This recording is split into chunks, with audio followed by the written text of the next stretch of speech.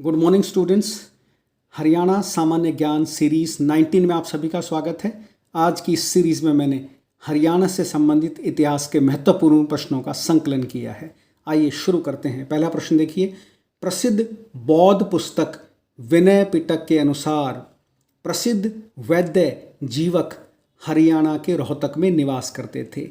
जीवक जो है प्राचीन आयुर्वेद के प्रसिद्ध वैद्य माने जाते हैं और जो बौद्ध धर्म की पवित्र पुस्तक है विनय पिटक, उसके अनुसार ये वैद्य हरियाणा के रोहतक में रहते थे।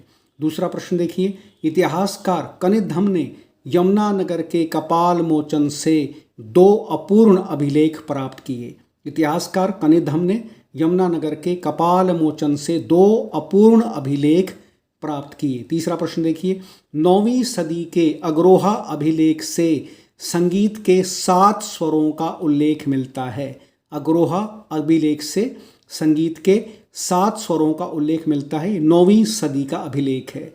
चौथा प्रश्न देखिए, अग्रोहा अभिलेख के अनुसार योद्धाओं की राजधानी रोहतक का खोखरा कोट था। पिछली सीरीज में मैंने आपको बताया था योद्धाओं की राजधानी भिवानी में थी, लेकिन इस अभिलेख के अनुसार जो अग्रोहा हिसार से जो अभिलेख प्राप्त हुआ है उसके अनुसार योद्धाओं की राजधानी रोहतक का खोखरा कोट था। योद्धे आपको पता है सम्राट युधिष्ठिर के वंशज माने जाते हैं और इनकी राजधानी को लेकर जो है विवाद सा भी एक प्रकार का, कुछ लोग भिवानी के अंदर इनकी कैपिटल मानते हैं और कुछ लोग जो है रोहतक के खोखरा कोट को इनकी राजधानी मानते हैं। पांचवा प्रश्न देखिए, मोहनजोदड़ो अभिलेख में रोहतक के विष्णु अभिलेख की जानकारी मिलती है। मोहनजोदड़ो आपको पता है हड़प्पा का एक बड़ा प्रमुख स्थल है मोहनजोदड़ो, जिसे हम मुर्दों का टीला भी कहते हैं। तो मोहनजोदड़ो अभिलेख में रोहतक के विष्णु अभिलेख की जानकारी मिलती है। छठा प्रश्न देखिए, लांडनु अभिलेख में दिल्ली को हरियाणा प्रदेश की राजधानी बताया गया है। लांडनु अभिलेख में दिल्ली को हरियाणा प्रदेश की राजधानी बताया गया है। सातवां प्रश्न देखिए, थानेसर से महमूद गजनवी चक्रस्वामी की कांस्य निर्मित आदमकद मूर्ति लूटकर गजनी ले गया था। थानेसर से गजनवी कौन? महमूद गजनवी चक्रस्वामी की कांस्य निर्मित आदमकद मूर्ति लूटकर गजनी ले गया था। गजनी आपको पता है अफगानिस्तान में था और बहुत सारे लुटेरे जिन्होंने भारत पर आक्रमण किया वो गजनी से ही आते थे। आठवां प्रश्न देखिए, महमूद गजनवी व उसके उत्तराधिकारियों ने तोमर वंश के शासनकाल के दौरान हरियाणा पर आक्रमण किया। महमूद गजनवी और उसके उत्तराधिकारियों ने तोमर वंश के शासनकाल के दौरान हरियाणा पर आक्रमण किया था। जैसा कि स्टूडेंट्स आपको पता है दिल्ली तोमर वंश के राजाओं ने ही बसाई थी और महमूद गजनवी जब अपना आक्रमण किए तो तोमर वंश के उत्तराधिकारियों के शासनकाल में ही उसने हरियाणा पर आक्रमण किया था। 9वां प्रश्न देखिए, महमूद गजनवी के उत्तराधिकारी मसूद ने हांसी को अपनी राजधानी बनाया था। हांसी आपको पता है हिसार है, हिसार की एक तहसील है और बड़ा प्रसिद्ध स्थल भी है, स्थान है। तो महमूद गजनवी का जो उत्तराधिकारी था मसूद, उसने हांसी को अपनी राजधानी बनाया था। 10वां प्रश्न देखिए, तराइन का प्रथम युद्ध 1191 ईस्वी में पृथ्वीराज चौहान और मोहम्मद गौरी के बीच में हुआ था।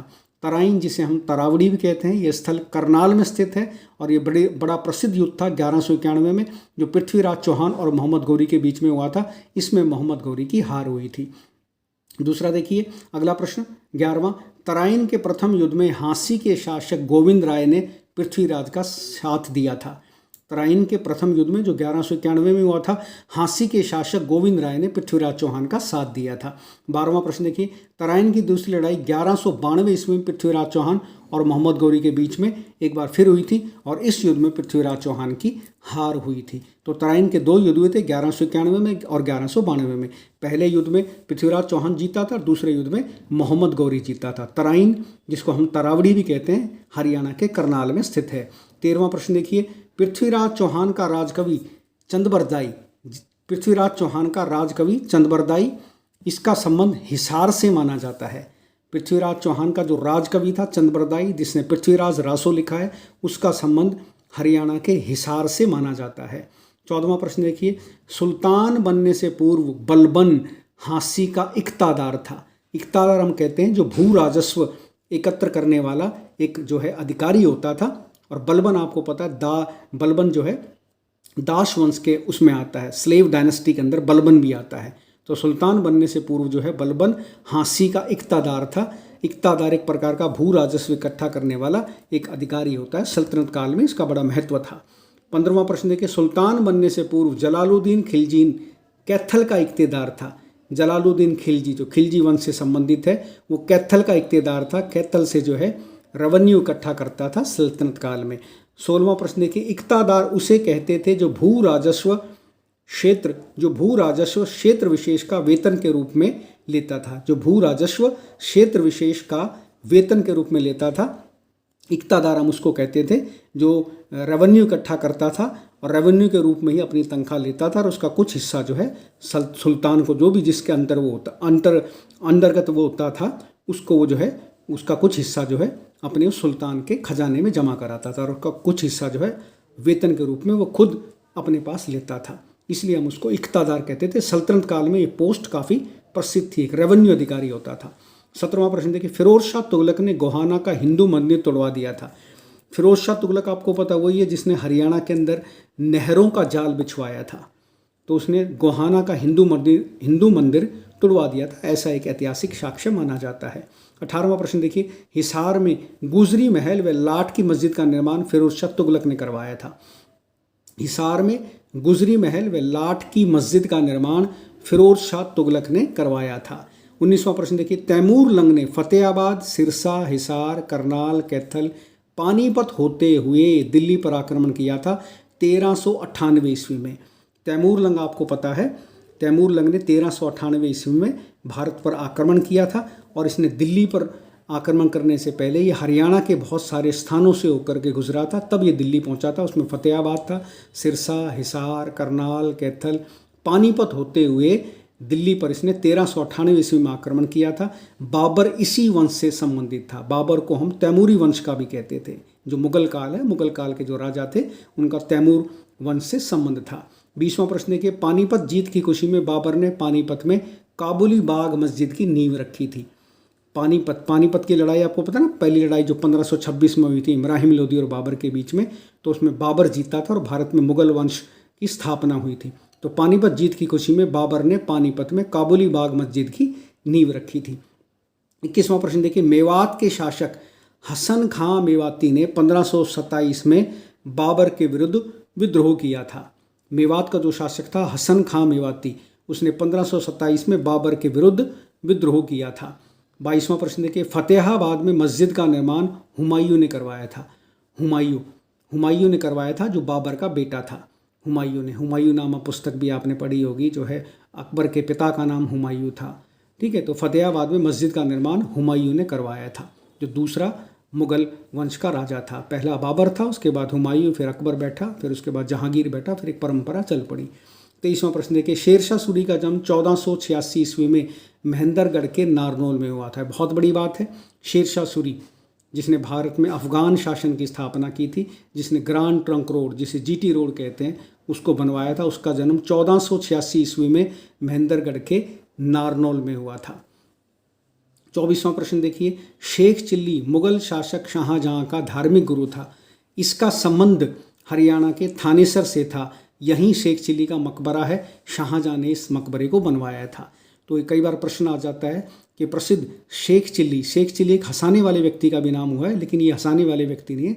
शेख चिल्ली जो एक सूफी संत थे और मुगल शासक शाहजहां का एक धार्मिक गुरु था। इसका संबंध जो है हरियाणा के थानेसर से था और थानेसर के अंदर ही शेख चिल्ली का मकबरा है। शाहजहां ने इस मकबरे को बनवाया था। 25वां प्रश्न देखिए, शेख चिल्ली के मकबरे को हरियाणा का ताजमहल कहा जाता है। शेख चिल्ली के मकबरे को हरियाणा का ताजमहल कहा जाता है। हेमू का जन्म रेवाड़ी के कुतुबपुर गांव में हुआ था। बनिया जाति का व्यक्ति था और इसके जो परिवार वाले लोग थे वो शोरा व्यापारी माने जाते थे। हेमू आपको पता है पानीपत की जो तीसरी लड़ाई हुई थी, पानीपत की नहीं, जो आपकी अकबर और उसके बीच में जो हेमू के बीच में युद्ध हुआ था 1556 में, पानीपत का दूसरा युद्ध 1556 में जो पानीपत का दूसरा युद्ध था अकबर और हेमू के बीच में। हेमू आपको पता है जो है हेमू जो है एक रेवाड़ी का व्यक्ति रहने वाला था और आपको पता है इसने हेमचंद्र की उपाधि प्राप्त की थी। इसका जन्म रेवाड़ी में हुआ था, वैश्य जाति से था और ऐसा माना जाता है इसके परिवार जो है परिवार के लोग शोरा व्यापारी माने जाते हैं। और हेमू शेरशाह सूरी के उत्तराधिकारी आदिल शाह का एक सैनिक था। हेमू शेरशाह सूरी के उत्तराधिकारी आदिल शाह का सैनिक था जो 7 अक्टूबर 1556 ईस्वी को दिल्ली की गद्दी पर बैठा था और उसने विक्रमादित्य की उपाधि धारण की थी। ठीक है, तो ये अपने आप में एक छोटा सा समय है उत्तर भारत का, जिसमें ऐसा भी कई बार ये प्रश्न भी आ जाता है कि दिल्ली का अंतिम हिंदू सम्राट कौन था। तो दिल्ली का अंतिम हिंदू सम्राट हम जो है हेमचंद्र, हेमू को ही मानते हैं। अगला 23वां प्रश्न देखिए, 28वां प्रश्न देखिए। अकबर के संरक्षक बैरम खान ने हेमू का कत्ल किया था। अकबर का जो संरक्षक था, गार्जियन था बैरम खान, उसने हेमू का कत्ल किया था पानीपत के दूसरे युद्ध में 1556 में। अगला 29वां प्रश्न देखिए। शाहजहां का विद्वान पुत्र दारा शिको हरियाणा के पलवल में रहता था। शाहजहां का जो पुत्र था दारा शिको, औरंगजेब, शुजा, मुराद, शाहजहां के 4 पुत्र थे। तो दारा शिको शाहजहां का सबसे बड़ा पुत्र था, जिसने एक उपनिषद भी लिखा है जिसको इल्लोपनिषद के नाम से जाना जाता है। वह हरियाणा के पलवल में रहता था। बाद में दारा शिको को औरंगजेब ने जो है उसको मृत्युदंड दे दिया था, उसका कत्ल करवा दिया था। 30वां प्रश्न देखिए। नारनौल की लड़ाई औरंगजेब व दारा शिको समर्थक फिरोज खां मेवाती के बीच में हुई थी। नारनौल की लड़ाई औरंगजेब व दारा शिको समर्थक फिरोज खां मेवाती के बीच में हुई थी। अंतिम प्रश्न देखिए 31वां। पानीपत की तीनों लड़ाइयों की स्मृति के तौर पर हरियाणा सरकार द्वारा पानीपत के काला अम्ब स्थल को युद्ध नायक स्मारक के रूप में विकसित किया गया है। पानीपत की तीनों लड़ाइयों की स्मृति के तौर पर हरियाणा सरकार द्वारा पानीपत के काला अम्ब स्थल को युद्ध नायक स्मारक के रूप में विकसित किया गया है, जो अपने आप में ही एक बहुत बड़ा स्थल बनने जा रहा है। हरियाणा का धीरे धीरे विकसित हो रहा है। यहाँ पर पानीपत की तीनों लड़ाइयों से संबंधित आपको आंकड़े और भी बहुत सारी सूचनाएं देखने को मिलेंगी। तो स्टूडेंट्स, मैं समझता हूँ इस सीरीज़ 19 के माध्यम से मैंने आपको हरियाणा इतिहास के आईने में जो अति महत्वपूर्ण प्रश्नोत्तरी थी वहाँ ले जाने का प्रयास किया। 19 ये सीरीज़ 19 अति महत्वपूर्ण है। इसमें हरियाणा के ऐतिहासिक प्रश्नों का संकलन किया गया है जो परीक्षा की दृष्टि से अति महत्वपूर्ण है। इस सीरीज़ को ध्यान से कीजिएगा, इसमें से कोई ना कोई प्रश्न आपको आगामी परीक्षाओं में देखने को मिल सकता है। अगली किसी सीरीज़ में मैं आपसे फिर रूबरू होता हूँ। तब तक के लिए धन्यवाद।